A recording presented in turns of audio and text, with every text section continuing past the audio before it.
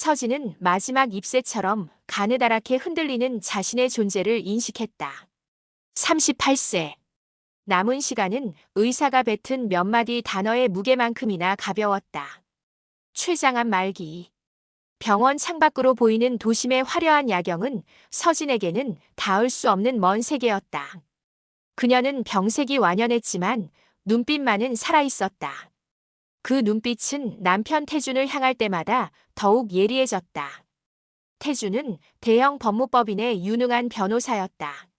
겉으로 보기엔 완벽한 남편, 헌신적인 간병인이었지만 서진은 그의 옷깃에서 풍기는 낯선 릴리.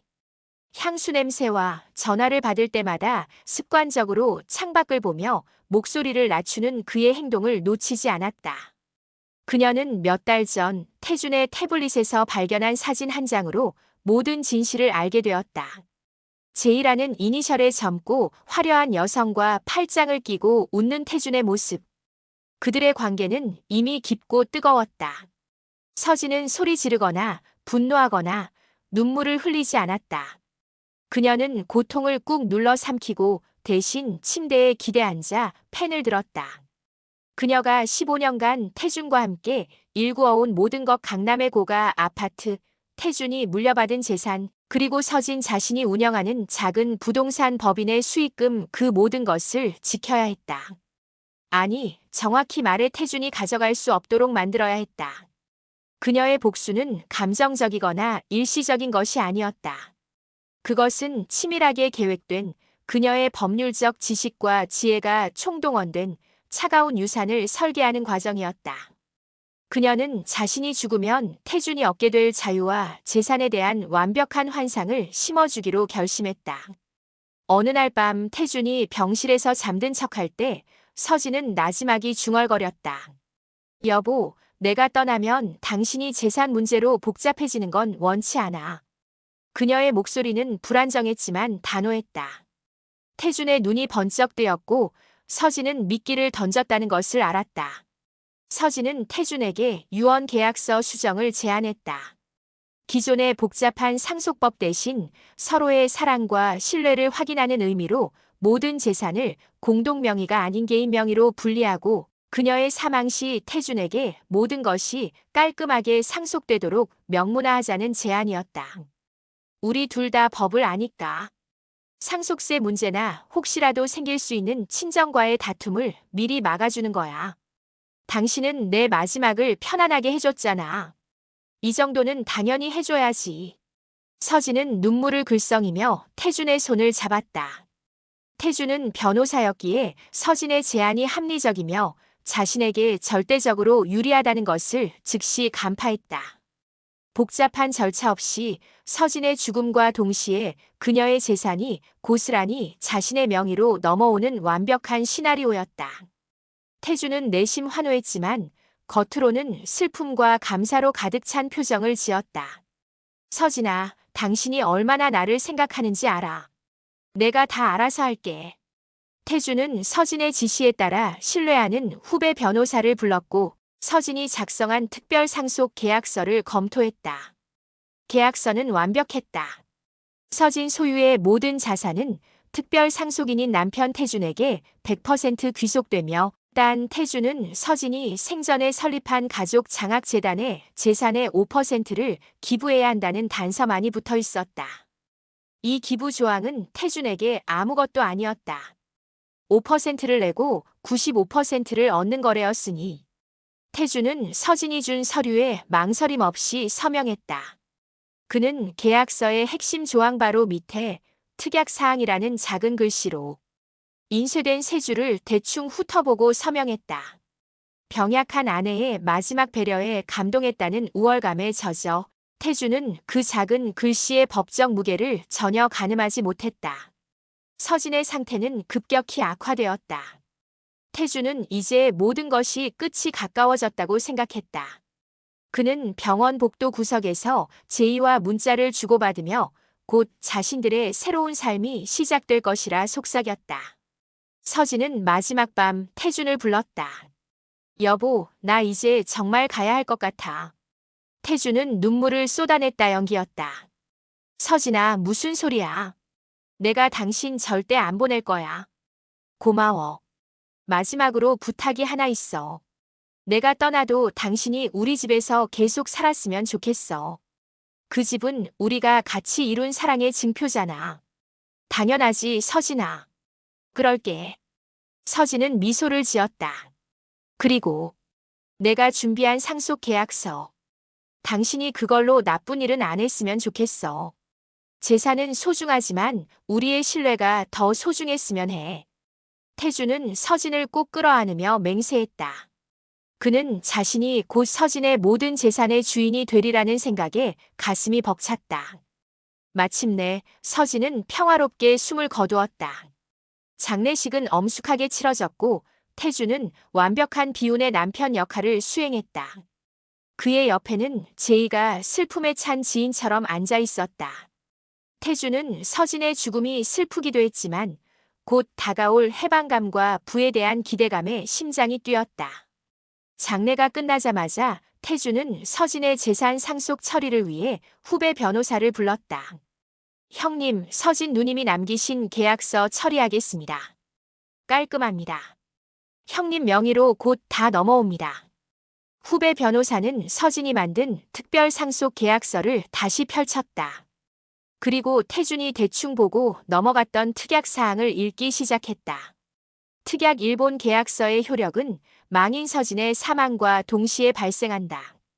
특약 이상속 인태주는 망인의 모든 재산을 귀속받는 대가로 망인의 마지막 부탁을 성실히 이행해야 한다. 특약 3만약 상속인이 마지막 부탁을 위반하거나 계약서 상의 특정 의무를 불이행할 경우 본 계약은 무효가 되며 모든 재산은 서진 가족 장학재단으로 즉시 귀속된다. 마지막 부탁. 그게 뭔데? 태주는 짜증스럽게 물었다. 후배 변호사는 당황한 표정으로 다음 장을 넘겼다. 그곳에는 서진의 또 다른 필체가 적혀 있었다. 바로 태준의 탐욕을 옥죄는 법적 족쇄였다. 마지막 부탁 조항은 이러했다. 1. 공동명의 주택 아파트 사용 의무 상속 인태주는 망인과 함께 살던 주택에서 최소 10년 이상 단독 거주해야 한다. 2. 배우자 금지 의무 상속인은 망인 사망일로부터 최소 5년간 재혼할 수 없으며 배우자 또는 사실혼 관계에 준하는 이성 동거인을 해당 주택에 들이는 것을 일절 금지한다. 3. 도덕적 의무 준수 조건 상속인은 망인의 생전에 불륜 및 외도 행위를 저지른 적이 없음을 공개적으로 선언해야 하며 만약 망인의 생전 외도 증거가 사후에 발견되어 법적 분쟁의 소지가 발생할 경우 상속계약은 즉시 파기되고 재산은 재단에 귀속된다. 태주는 얼굴이 흑빛이 되었다. 그는 자신이 가장 사랑하는 집에서 제이와 함께 살 수 없었다. 5년 동안 재혼도 불가능했다. 무엇보다 도덕적 의무 준수 조항이 그의 목을 죄었다. 이 조항은 사실상 태준의 불륜을 서진이 알고 있었다는 선언이자 그의 치부를 법적으로 봉쇄하는 장치였다. 후배 변호사는 난감한 표정으로 덧붙였다. 형님, 이 계약서의 법적 효력은 완벽합니다. 형님이 서명하셨고 공증까지 마쳤습니다. 서진 누님이 변호사로서 자신의 모든 지식을 쏟아부은 것 같습니다. 이 특약은 부담부 증여 계약의 일종으로 해석될 수 있으며 망인의 도덕적 의무 준수 조건이 다소 모호하긴 하나 제이와의 관계가 증명되면 재단에서 계약 불이행을 이유로 상속 무효 소송을 제기할 수 있습니다. 태준에게 남은 선택지는 두 가지였다. 선택 1. 재산을 포기한다. 마이너스 계약 파기를 선언하고 서진의 모든 재산을 재단에 넘긴다. 대신 제이와 당당하게 재혼하고 새로운 삶을 시작한다. 그러나 그는 15년간 일군 모든 것을 잃고 빈털터리가 된다. 선택 2. 재산을 취한다. 10년간 집에서 혼자 살며 5년간 재혼을 포기하고 제이를 철저히 비밀리에 만난다. 그리고 평생 서진이 남긴 불륜 증거가 공개될까봐 노심초사하며 살아야 한다. 탐욕은 지켰으나 자유와 명예를 잃는 것이다. 태주는 계약서를 갈기갈기 찢고 싶었지만 서명은 이미 그의 목에 걸린 족쇄였다. 서진은 죽어서도 태준의 가장 약한 부분, 바로 탐욕을 붙잡고 있었다. 그녀의 복수는 태준에게 자유와 부중 하나를 선택해야 하는 영원한 딜레마를 남기는 것이었다. 태준은 절규했다. 그는 부자가 되었지만 동시에 서진의 영원한 감시 아래 놓인 죄수가 되었다. 1년 후, 태준은 일부에서 서진에게 물려받은 차가운 유산을 지키기 위해 결국 재산을 선택했다. 그는 제이에게 5년간 기다려달라고 설득했고 서진과의 집에서 홀로 고독한 나날을 보내고 있었다. 겉으로는 재력가이자 아내를 잃은 슬픈 남편이었지만 속으로는 서진이 만든 계약에 덫에 갇힌 죄수였다. 태준은 집착적으로 서진의 특별 상속 계약서를 다시 읽고 또 읽었다. 특히 사실혼 관계에 준하는 이성 동거인 조항은 그를 미치게 했다. 그는 제이를 몰래 만나 호텔이나 외곽에서 은밀한 만남을 가졌다. 서진이 남긴 재산은 태준에게 자유의 상징이 아닌 족쇄였다. 그의 눈에 거슬리는 것은 서진의 친오빠 민호가 이사장으로 있는 서진 가족 장학재단이었다. 재단은 계약서의 특약사항을 근거로 태준의 일거수일투족을 감시하는 듯 했다. 태준은 재단이 자신을 노리고 있다고 확신했다. 그는 결국 재단과의 법적 싸움을 피할 수 없으리라 직감했다. 어느 날 태준은 용기를 내어 제이에게 전화를 걸어 내가 너무 보고 싶어. 딱 하루만 우리 집 말고 내 아파트에서 같이 있어줄 수 있겠어? 라고 애원했다. 서진의 계약은 공동명의 주택에만 동거금지 조항이 적용되었기 때문에 제이의 집은 안전하다고 믿었다. 그는 이 작은 일탈이 모든 것을 망치리라고는 상상도 못했다. 태준은 제이의 오피스텔에서 밤을 보냈다. 그는 서진의 계약서에서 잠시 해방된 기분을 만끽하며 자신이 이 게임에서 궁극적인 승자라고 자만했다. 그러나 며칠 후 태준의 사무실로 민호가 보낸 내용 증명이 도착했다. 제목 상속 계약서 특약사항 2-3위반에 따른 계약 해지 통보 및 소유권 이전 소송 예고. 태준은 손이 떨려 봉투를 뜯기 힘들었다. 내용은 충격적이었다. 1. 배우자 금지 의무 위반 재단은 태준이 제2의 오피스텔에서 밤을 보낸 사실, 그리고 서진 생전에 두 사람이 주고받았던 모든 메시지, 심지어 태준이 제이에게 선물한 고가품 내역까지 상세히 제시하며 사실혼 관계에 준하는 관계를 지속적으로 유지했다고 주장했다. 재단은 제이의 오피스텔 엘리베이터 CCTV 영상과 카드 사용 기록까지 확보하고 있었다. 2. 도덕적 의무 준수 조건. 불이행 가장 결정적인 증거는 서진이 생전에 확보해 두었던 증거물이었다. 내용 증명에는 태준이 제이에게 보낸 장문의 불륜, 고백 문자 메시지 전문과 두 사람이 해외여행 중 찍은 사진들이 첨부되어 있었다. 서진은 이 모든 증거를 신뢰하는 법률사무소에 망자의 증거물로 공증 보관시켜 두었고 사망 후 재단이 이를 인계받았던 것이다. 태준은 자신의 불륜이 서진의 손에 의해 법적으로 정의되었음을 깨달았다. 서진은 계약서를 무기로 사용했지만 이 증거들은 법정에서 태준의 도덕적 파산을 입증할 결정적인 증거였다. 민호는 내용 증명에서 단호하게 선언했다. 태준 씨는 망인과의 마지막 약속을 위반했습니다. 귀하의 탐욕과 배신은 이미 고인이 되신 제 여동생의 법적 지혜를 이길 수 없습니다. 일주일 내로 모든 재산의 소유권을 재단으로 이전하지 않을 경우 저희는 모든 증거와 계약서를 공개하고 즉시 소송을 제기할 것입니다. 태준은 당황했다. 그는 자신이 변호사이므로 법적 싸움에서 이길 수 있다고 생각했다. 그러나 서진이 만들어 놓은 계약서와 증거들은 철옹성 같았다. 소송을 제기할 경우 태준의 모든 불륜 사실이 언론과 법조계에 공개될 것은 명약 관화했다.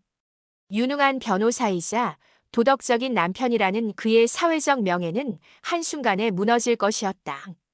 태준은 민호를 찾아갔다. 형님, 제발. 재산은 다 드릴게요. 제 명예는 지켜주십시오. 변호사 생명은 이걸로 끝입니다. 민호는 싸늘했다. 명예. 내가 내 동생을 속이고 죽게 만든 순간 내게 명예는 없어졌어. 이건 내 동생의 마지막 집행이야. 너는 벌을 받아야 해. 결국 태주는 굴복했다.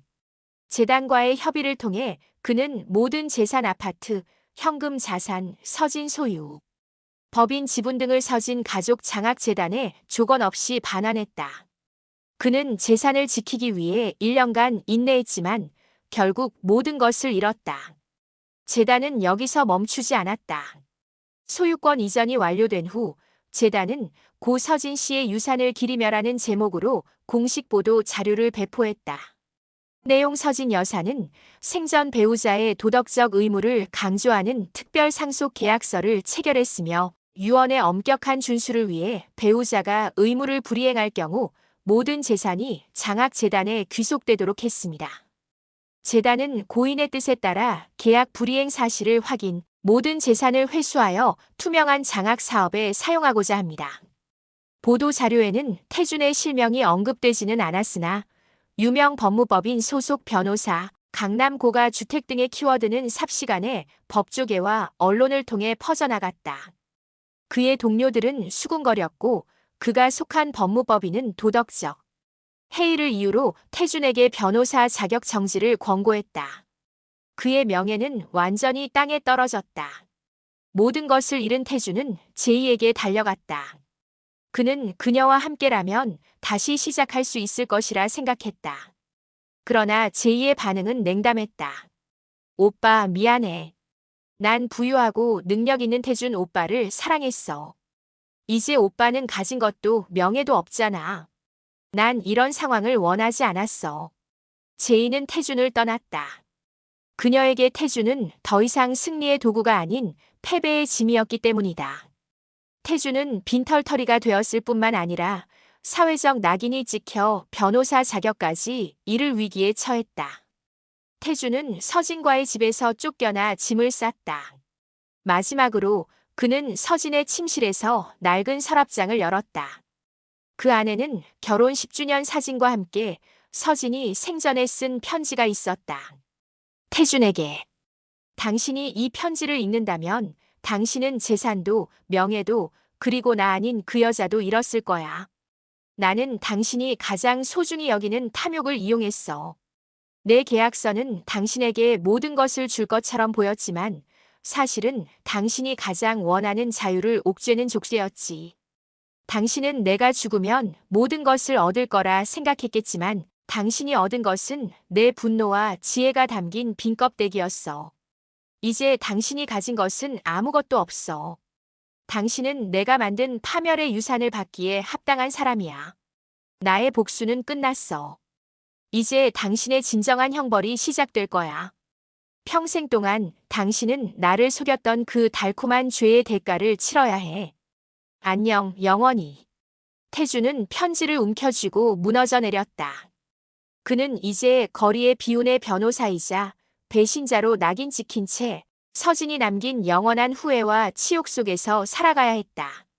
서진의 복수는 단순히 재산을 빼앗는 것을 넘어 남편의 인생 전체를 파괴하는 완벽한 통쾌함을 선사하며 막을 내렸다.